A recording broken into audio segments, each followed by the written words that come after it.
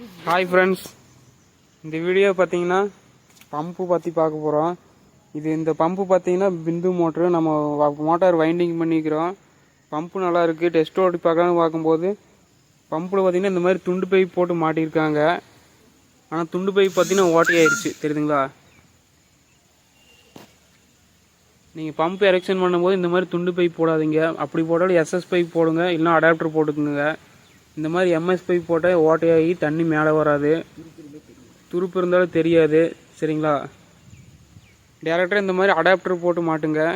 இந்த மாதிரி துண்டு பைப் போடாதீங்க. அப்படியே துண்டு பைப் போட்டாலும் எஸ்எஸ் போட்டு மாட்டுங்க ஃப்ரெண்ட்ஸ். இப்போ மோட்டர் ஆன் பண்ணுறேன், எப்படி லீக் ஆகுதுன்னு பாருங்கள்.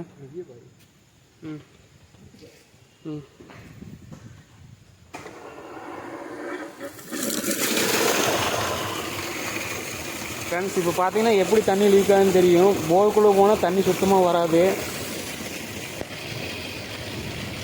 ஃப்ரெண்ட்ஸ், இப்போ பார்த்தீங்கன்னா நான் அந்த துண்டு பைப்பு கழட்டிக்கிட்டேன். காட்டுற மாதிரிங்க எவ்வளோ ஓட்டையாக இருக்குன்னு.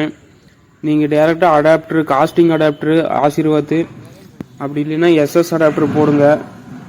இந்த மாதிரி ஜிஐ பைப்பு, எம்எஸ் பைப்பு, பிட்டு பைப் போட்டிங்கன்னா இந்த மாதிரி ஹோல்ஸாக ஓட்டையாயிரும். நீங்கள் ரெண்டாவது அப்படி ஓட்டையாச்சுன்னா தேவையில்லாமல் போர் மேலேயும் இறக்கி கழட்டி மாட்ட வேண்டியது இருக்கும்.